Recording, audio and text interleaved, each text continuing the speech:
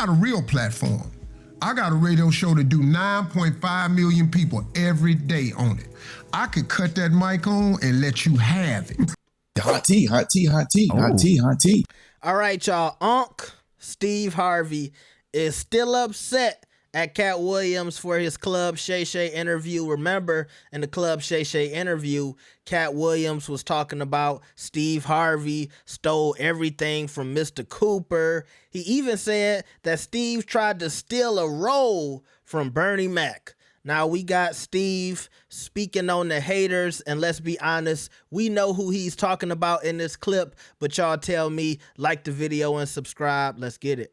Right. These two dudes right here matter to me in a way where, like, you know, like he say, like if we going through something, we'll call each other because we feel for each other, because we know the real person. Right, yeah. I know they lying about you online. I know that podcast is bullshit. Hanging that dog, don't pay no attention to that. Yeah. Because, you know, and look, man, just because you can talk smooth without saying it don't mean you ain't lying.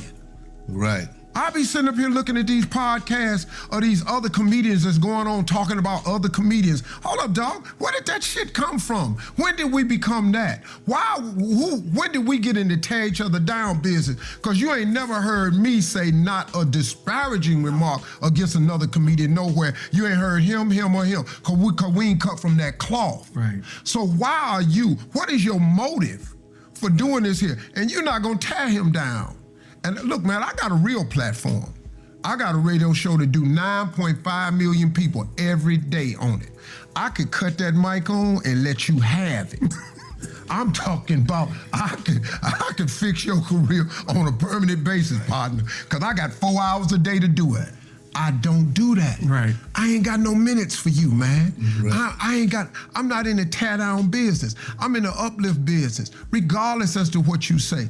And look, man, I'm like an internet sensation. They just do me on the internet just because there ain't nothing else to do. Wait, let me send this right now. I be like, damn, man. And I'll be like, damn, because I ain't done half the stuff they say I do. But that's part of the process, because everything you going through is God preparing you for where he taking you. So now I had to develop this alligator skin, because I was going to be in the forefront of a lot of stuff, you know.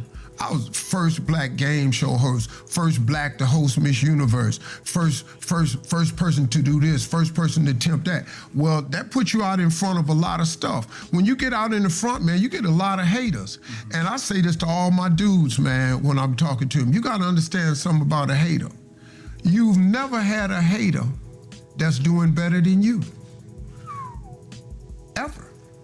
Think of all your haters. Ain't none of your haters doing better than you. So now what's the purpose now? So you gotta understand now what it is. The haters is to throw you off track and distract you. And you gotta distract me because you see where I'm headed. But regardless of all the distractions, like say, I know how to get up. I'm gonna get up because it ain't about you. Haters are not decision makers, power brokers, or shakers and movers. Right. They just haters, man. They got one job, to rob you of your destiny. And if you let them, if you come down off the wall, like I don't come down off the wall to address none of them. I'm on the wall, man, I'm climbing. I'm not coming down on your level to address you. You take that monkey shit somewhere else. You talking to somebody else, because I'm on a different level. The Kings was on a different level. So as I sit here and I listen to Steve Harvey, and he's so angry, I think back to the Katt Williams interview, which is still in a lot of people's minds to this day. Interview came out at the top of the year, right?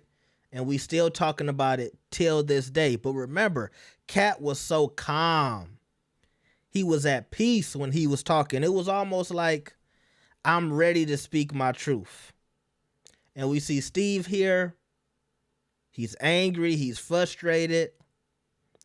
I noticed the first thing he wanted to go to was money. I'm bigger than this guy.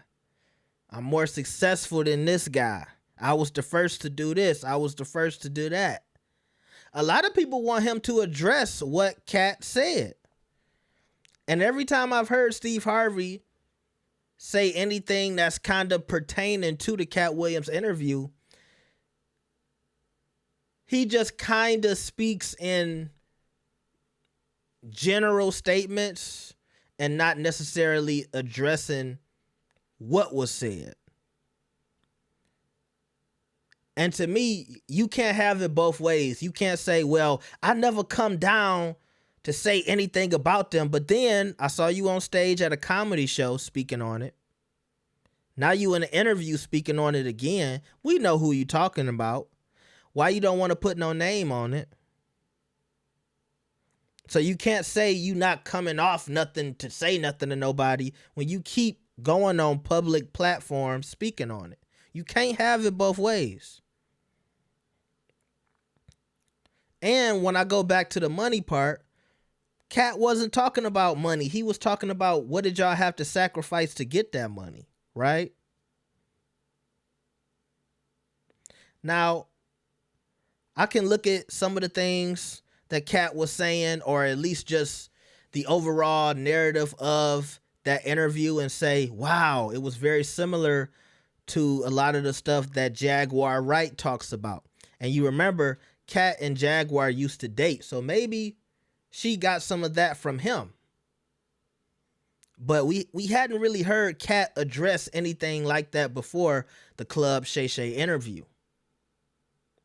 So if you want to say, oh, Katt was doing his whole like conspiracy spiel, that's fine. But at the same time, when you coming off as if I'm this good guy and I never did any of this stuff that they said, it's almost like you hiding something. And I'm not trying to say Steve is hiding something. I'm just saying it's an art of war. And you got to be careful about how you come off to the public when you addressing certain things, because I think it's a lot of people that can look at this and say, Katt never lied. Steve is hiding something. And they're also going to say, why don't you address some of the things that Katt said? And we do have this opinion of people who always want to jump to the money. You always want to jump to what you got and your success, instead of addressing what's really on the table.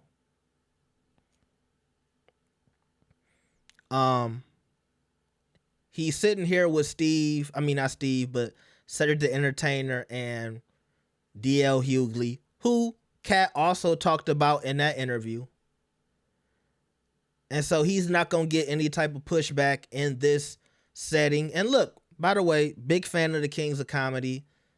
Legendary trio. Well, don't forget about Bernie Mac, but legendary comedy show. So it was good to see them all together again. But when it comes to anything that Katt was saying in that interview, nobody's going to disagree with Steve, because they were also mentioned during the Club Shay interview. So in this clip, you can kind of see them looking at Steve like, yeah, Steve, tell him. But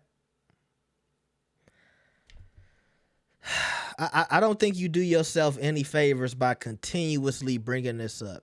Katt said everything he wanted to say during that interview. Now he's doing this comedy show. He talking about Diddy. He's moved on. The fact that y'all still own this is going to be another red flag for people. And that's why I keep talking about the art of war. So you might win these battles when it comes to success, but when it comes to the war, Katt still has the people in a chokehold with that interview, and the things he said, they spoke volumes to a lot of people. And look, while I might not be the fan of, or the biggest fan of what Jaguar Wright talks about, they're definitely Katt Williams, Jaguar Wright. It's a couple of others out there, Choke No Joke. They're speaking to a lot of things that the people have been saying for years. And I think that can be a powerful thing when you see people get a platform and they start to echo the sentiment of the people. Okay? So y'all let me know what y'all think about this. Like the video and subscribe. I will see y'all next time. Peace.